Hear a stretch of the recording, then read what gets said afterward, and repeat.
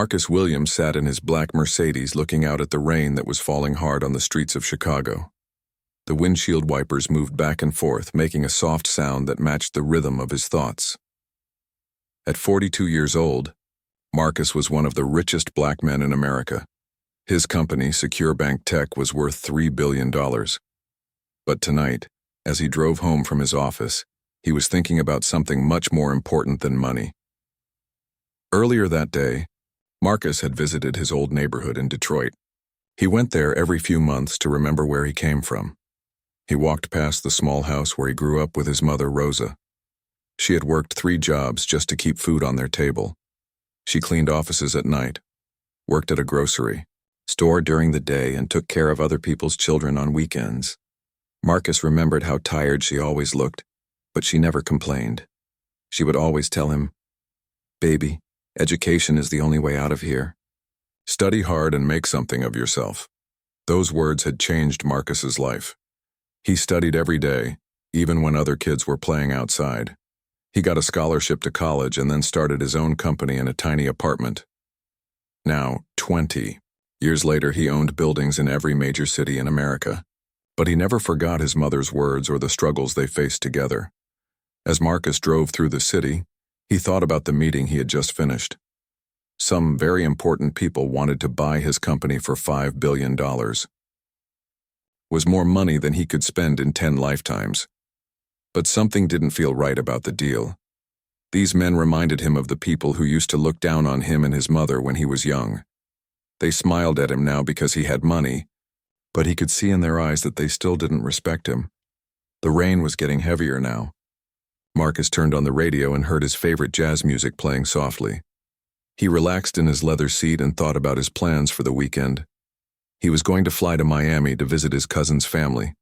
His little nephew always got excited when Uncle Marcus came to visit. The boy didn't care about money or business deals. He just wanted to play basketball and hear stories about the old days. Marcus smiled as he remembered his nephew's laugh. That little boy reminded him why he worked so hard. It wasn't just about making money anymore. He wanted to create opportunities for other people, especially young black kids who grew up the way he did. He had already built 3 schools in poor neighborhoods and given millions of dollars in scholarships. But he wanted to do more. At the intersection of 5th Avenue and Main Street, Marcus stopped at a red light. He checked his phone and saw a text message from his assistant. The message said that reporters wanted to interview him about his success story. Marcus shook his head and put the phone down. He didn't like talking to reporters. They always asked the same questions about how it felt to be rich, but they never really understood his journey. The light turned green, and Marcus pressed the gas pedal gently. His car moved forward into the intersection. He was thinking about calling his mother when he suddenly saw bright headlights coming straight toward him from the left side. Time seemed to slow down. Marcus realized that another car was running, the red light, and heading directly for his Mercedes. He tried to turn the steering wheel, but it was too late. The other car, a big white truck, crashed into the driver's side of his Mercedes with a terrible sound of breaking glass and twisted metal. Marcus felt his body being thrown around inside the car like a toy. His head hit the side window, and everything became blurry and confused. The impact was so strong that both cars spun around several times before they finally stopped. Marcus's Mercedes was completely destroyed on the left side. The airbags had inflated, filling the car with white plastic and a strange chemical smell. Marcus could taste blood in his mouth, and his vision was getting darker and darker.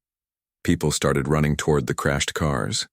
Someone was screaming, and Marcus could hear sirens in the distance getting louder and louder. A woman's voice was saying, "Oh my God, call 911. Someone call 911. Marcus tried to move, but his body wouldn't listen to him. He felt like he was floating in and out of consciousness. A paramedic appeared at his window. The man had kind eyes and spoke in a calm voice. "Sir, can you hear me? My name is David, and I'm here to help you. Don't try to move. We're going to get you out of there." Marcus wanted to answer, but no words came out of his mouth. He could only make weak sounds that didn't make sense. More paramedics arrived with special tools to cut open the car door. Marcus heard them talking about his injuries. They used words like severe trauma and possible brain injury, and internal bleeding. These words scared him, but he felt too weak to worry about anything.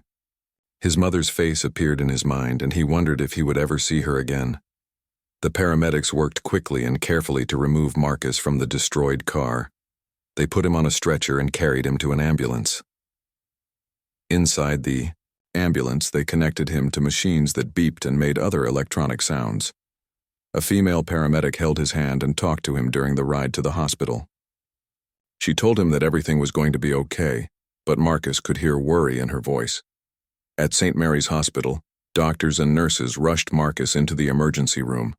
They cut off his expensive suit and started examining his injuries. Marcus could hear them talking, but their voices sounded far away and unclear. Someone said, "We need to get him to surgery immediately. His brain is swelling and he's losing too much blood." The last thing Marcus remembered before everything went completely dark was a doctor saying, "This man is Marcus Williams, the billionaire. We need to save his life." Then the anesthesia took effect, and Marcus fell into a deep, dreamless sleep that would last for 3 days. When Marcus finally woke up, nothing would ever be the same again. But at that moment, lying unconscious on the operating table while surgeons worked to save his life, he had no idea that this accident would teach him the most important lesson about human nature that he had ever learned. He also didn't know that a nurse named Sarah Chen would soon show him what true goodness looked like, even when she thought no one was watching. 3 days after the terrible car accident, Marcus Williams slowly opened his eyes in a hospital room that smelled like cleaning chemicals and medicine. Everything looked blurry and strange. The bright white lights hurt his eyes, and he could hear machines beeping all around him. When he tried to speak, only weird sounds came out of his mouth. When he tried to move his arms, they felt heavy and wouldn't do what he wanted them to do. Dr. Peterson, a tall man with gray hair, stood next to his bed with a clipboard. He spoke to Marcus's family members who were gathered around the bed with worried faces. "I'm sorry to tell you this, but Marcus has suffered a serious brain injury," the doctor said in a sad voice. "The accident damaged parts of his brain that control speech and movement. He may never be the same person he was before." Marcus's mother, Rosa, started crying softly. His sister Angela held his hand and whispered, "It's okay, Marcus. We're here, with you." His business partner, James, looked shocked and kept shaking his head.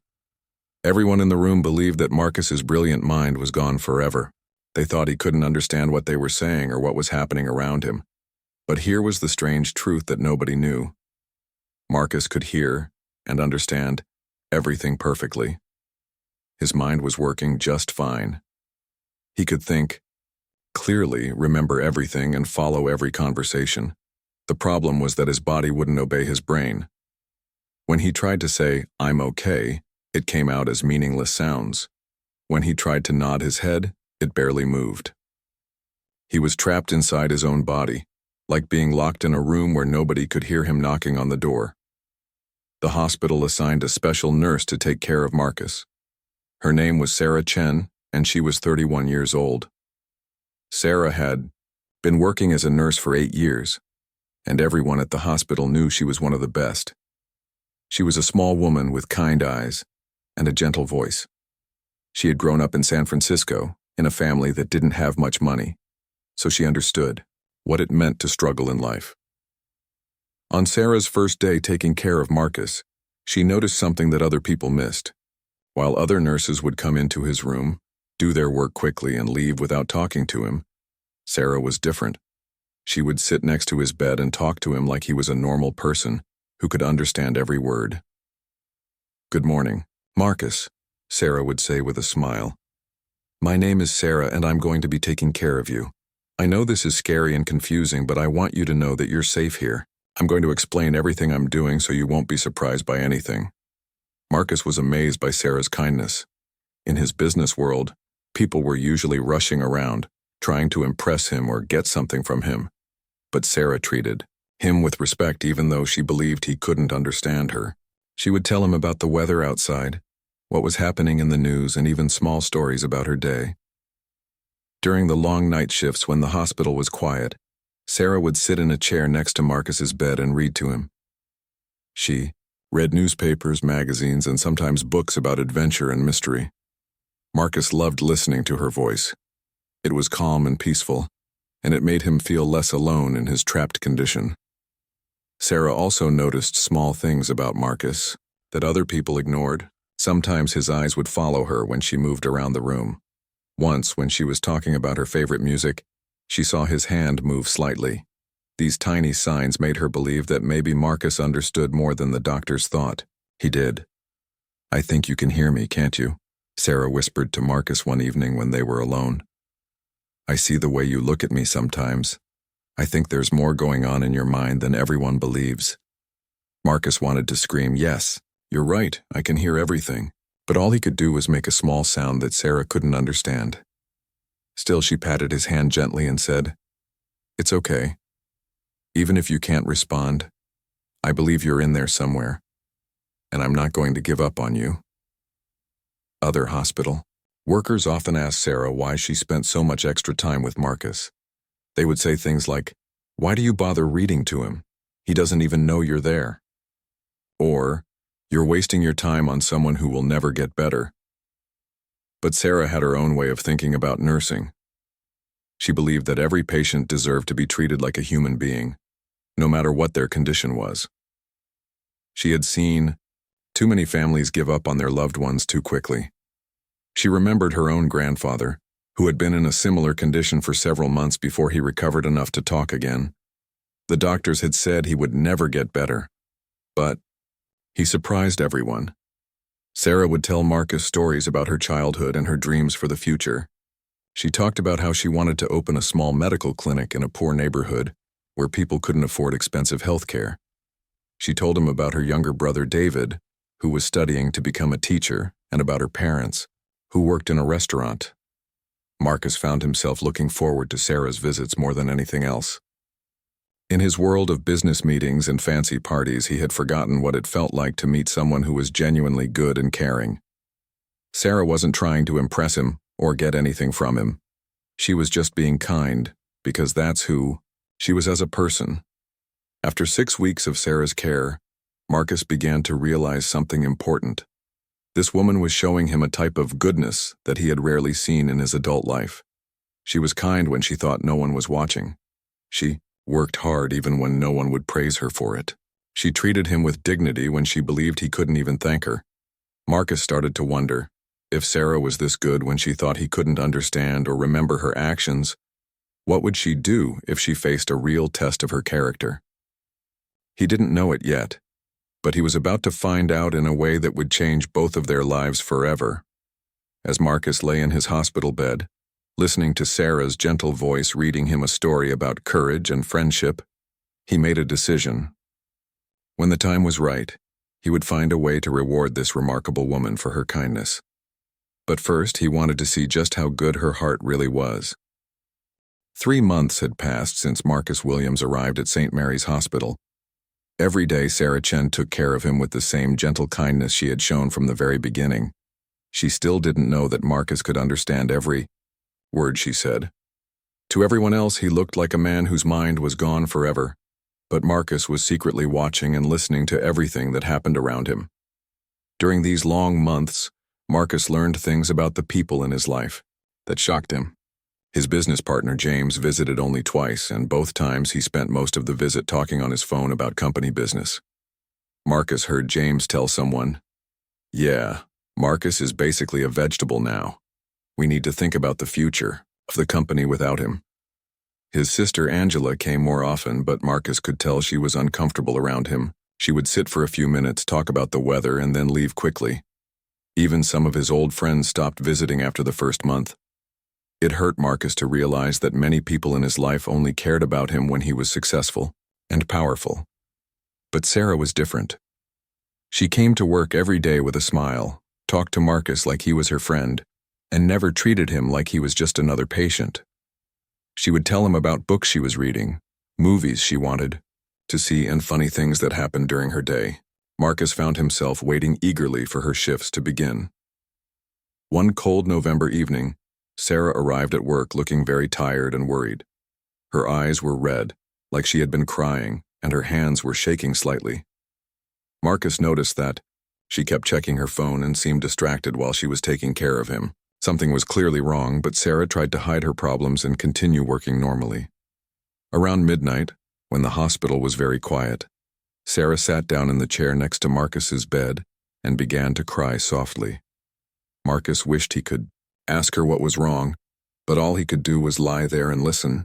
After a few minutes, Sarah wiped her eyes and began to speak to Marcus in a whisper, as if she needed to tell someone her troubles but couldn't talk to anyone else. "Marcus, I know you probably can't understand me, but I need to talk to someone," Sarah said quietly. "My little brother David is very sick. The doctors say he has leukemia, which is a type of cancer in his blood. He's only 23 years old, and he's the sweetest person in the world. He wants to be a teacher and help kids learn." Marcus felt his heart break as he listened to Sarah's story. He could hear the pain in her voice as she continued talking about her brother's condition. "David needs a special treatment called a bone marrow transplant," Sarah explained. "It's his only chance to get better, but it costs more than $200,000. Our family doesn't have that kind of money, and our insurance won't pay for all of it.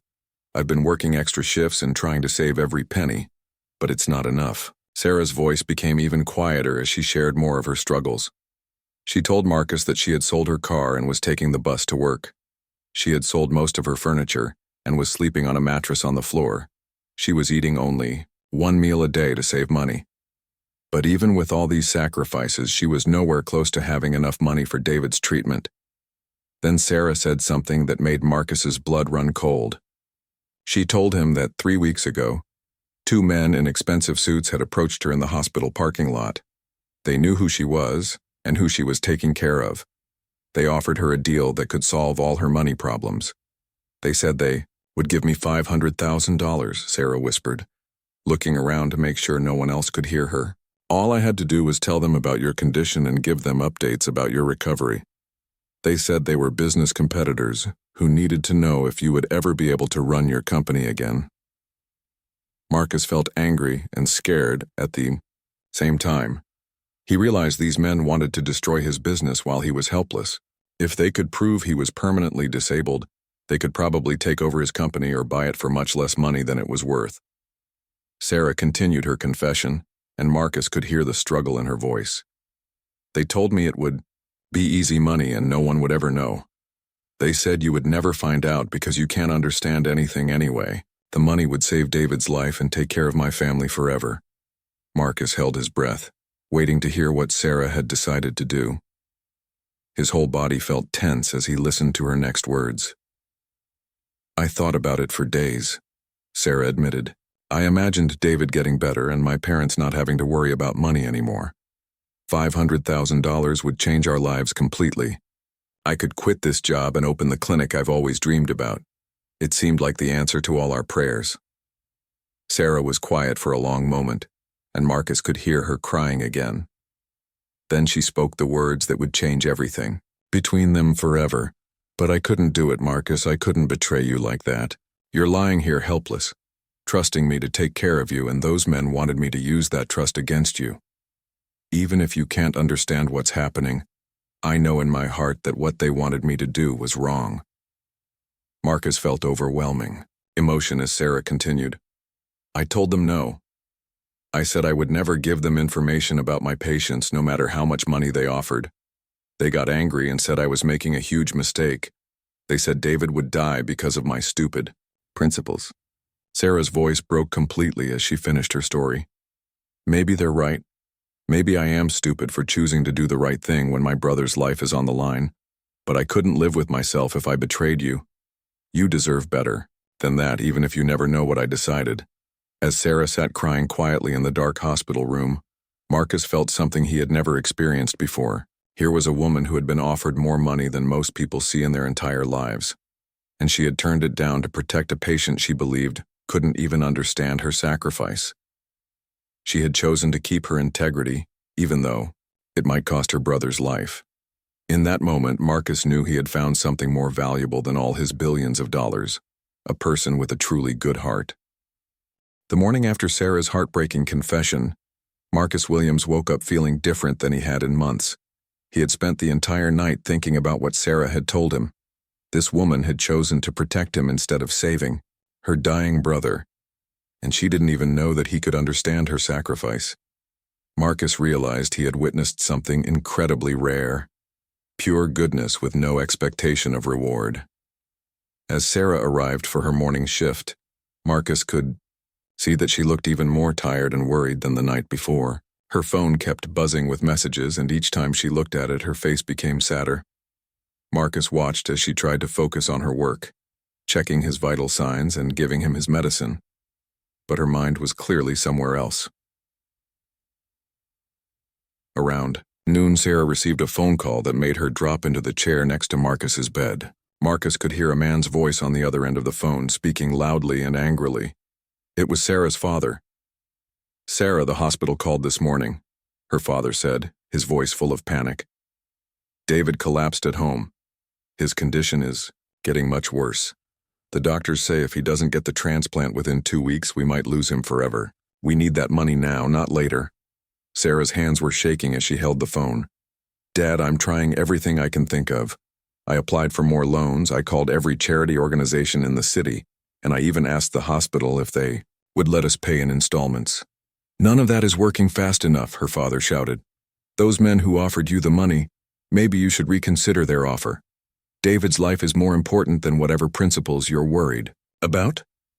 Marcus could see tears rolling down Sarah's face as she listened to her father's words. "Dad, I can't do what they're asking. It's not right." "Not right?" Her father's voice cracked with emotion. "What's not right is watching your brother die when you have a chance to save him. Think about it, Sarah. Think about David." After the phone call ended, Sarah sat quietly next to Marcus's bed for a long time. She was clearly struggling with the most difficult decision of her life. Marcus could see her looking at him, probably wondering if she was making the right choice by protecting someone who couldn't even thank her. That afternoon, Sarah received another visit from the two men in expensive suits.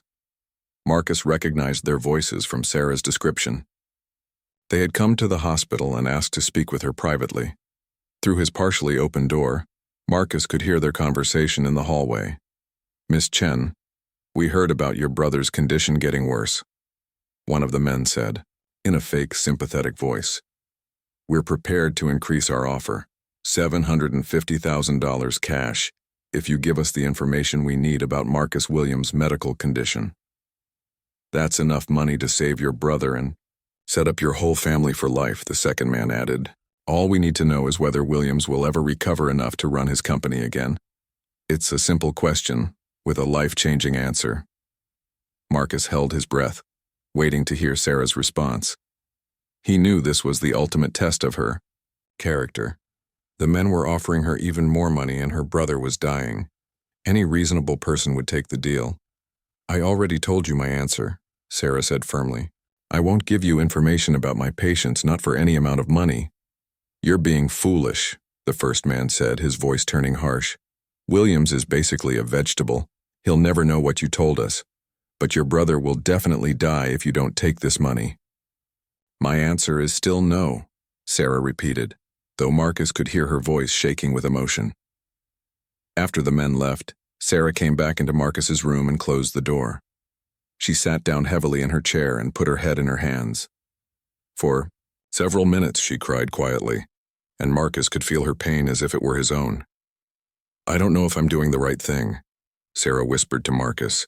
"Maybe I'm being selfish by sticking to my principles when David's life is on the line. Maybe those men are right, and you'll never know the difference anyway." Marcus desperately wished he could comfort her, could tell her that she was the most amazing person he had ever met. Instead, he had to lie there and watch her suffer because of her loyalty to him. That evening, Marcus made a decision that would change everything. He had been secretly practicing moving his fingers and toes when no one was around. His body was actually recovering much faster than anyone realized. But he had been hiding his progress because he wanted to see who would remain loyal when they thought he was helpless. Sarah had passed every test with flying colors. She had shown kindness when she thought no one was watching. She had refused money that could solve all her problems. She had chosen integrity over her own family's desperate needs. Marcus knew it was time to reward her incredible character, but he had to be very careful about how he did it. Over the next few days, Marcus began to show small signs of improvement. He started making better eye contact with Sarah, responded more clearly to simple questions, and seemed more aware of his surroundings. Sarah was overjoyed by these changes and worked even harder to help with his recovery. "Marcus, you're getting so much better," Sarah said excitedly after he managed to squeeze her hand when she asked him to. "The doctors are going to be amazed when they see your progress." What Sarah didn't know was that Marcus was planning something that would save her brother and secure her future forever. He had been using his good hand to send text messages to his personal assistant during the night shifts when Sarah was busy with other patients. He was quietly arranging the most important business deal of his life, not for his company, but for the woman who had shown him what true goodness looked like. Marcus had learned that the most valuable thing in the world wasn't money or power. It was finding someone who would do the right thing, even when they thought no one would ever know about it. Sarah had proven herself to be that rare kind of person, and Marcus was about to make sure she would never regret her choice to choose honor over money. As Marcus watched Sarah reading to him that night, completely unaware of what he was planning, he smiled inside. Tomorrow would bring the biggest surprise of both their lives. On a quiet Sunday evening in late December, when snow was falling softly outside the hospital windows, Marcus Williams knew the time had come to change Sarah Chen's life forever. For 4 months, he had been watching this remarkable woman care for him with endless kindness, never knowing that he could understand every word she spoke. Tonight he would finally reveal the truth. Sarah was working the night shift as usual. She looked exhausted and heartbroken. Her brother David's condition had gotten much worse over the past week. The doctors had moved him to the intensive care unit and told the family that without the transplant surgery, David had only days left to live. The surgery was scheduled for the next Friday, but the hospital had just informed them that they needed the full payment up front, or they would have to cancel the operation. Sarah sat in her usual chair next to Marcus's bed, holding a medical journal, but not really reading it. Her hands were shaking and Marcus could see tears in her eyes. She had spent the entire day trying to find the money for David's surgery. She had called every bank, every charity, and every wealthy person she could think of. Every conversation had ended the same way, with people telling her they were sorry, but they couldn't help. "Marcus," Sarah whispered, looking at him with desperate eyes.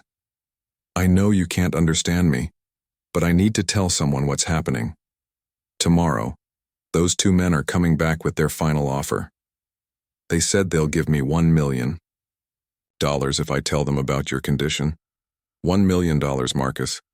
That's enough money to save David and take care of my whole family for the rest of our lives." Sarah's voice broke as she continued. "I've been trying to be strong and do the right thing, but I don't know if I can watch my brother die when I have a chance to save him. What kind of sister would that make me? What kind of person chooses principles over her brother's life?" Marcus had heard enough. He couldn't let this amazing woman torture herself anymore. It was time to end her suffering and reveal the truth that would change everything. Taking a deep breath, Marcus looked directly into Sarah's eyes and spoke in a clear, strong voice that made her drop the medical journal in shock. "Sarah," Marcus said, his voice perfectly normal and intelligent, "you are exactly the kind of person the world needs more of. You're the kind of person who chooses to do what's right even when it costs you everything." Sarah's mouth fell open, and she stared at Marcus like she was seeing a ghost. For a moment she couldn't speak or move. Then she whispered, "Marcus, how is this possible? You can talk? You can understand?" Marcus smiled gently and sat up in his hospital bed, moving more easily than he had in months. "I can do more than that, Sarah. I've been able to understand everything for a long time now. I heard every conversation, every kindness you showed me, and most importantly, I heard about your brother and the choice you made to protect me instead of taking that money." Sarah stood up quickly, her chair falling backward. "But the doctors said you had brain damage. They said you might never recover.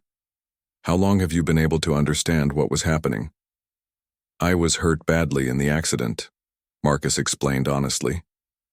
"But my mind started working clearly again after the first weak. My body took longer to heal, but I've been getting better for months. I chose not to tell anyone because I wanted to see who would remain loyal when they thought I was helpless. Sarah's eyes filled with tears, but this time they weren't tears of sadness. You mean you heard everything I told you? About David, about the men who offered me money, about my family? I heard every word, Marcus said softly. And Sarah, what you did was the most incredible thing I've ever witnessed. You turned down money that could save your brother's life because you wanted to protect a patient you thought couldn't even thank you. That kind of character is rarer than any treasure in the world. Sarah sat back down, still looking amazed. I can't believe this is real. You've been listening to me talk to myself for months. Marcus laughed, and it felt good to hear his own voice again. You weren't talking to yourself, Sarah. You were talking to someone who was learning what true goodness looks like. In my business world, people smile at me because I have money. They're nice to me because they want something from me. But you were kind to me when you thought I had nothing to offer and could never repay you. I was just doing my job, Sarah said, still trying to process what was happening. No. Marcus shook his head. You went far beyond your job. You read to me, talked to me, and treated me like a human being when everyone else saw me as a hopeless case. And when you were offered a fortune to betray me, you chose loyalty over money, even though it meant watching your brother suffer. Marcus reached into the drawer of his bedside table and pulled out his phone. Sarah, I have something to tell you. While you've been taking care of me, I've been taking care of something for you. 3 weeks ago, I contacted the best doctors in the country about David's condition. I had them review his medical files, and I've arranged for him to receive treatment at Johns Hopkins Hospital in Baltimore. They have the best bone marrow transplant program in the world. Sarah's eyes grew wide. Marcus, what are you saying? I'm saying that David's surgery is already paid for, along with all his future medical care. The doctors at Johns Hopkins are expecting him tomorrow morning. A private jet is waiting at the airport to take your whole family to Baltimore tonight.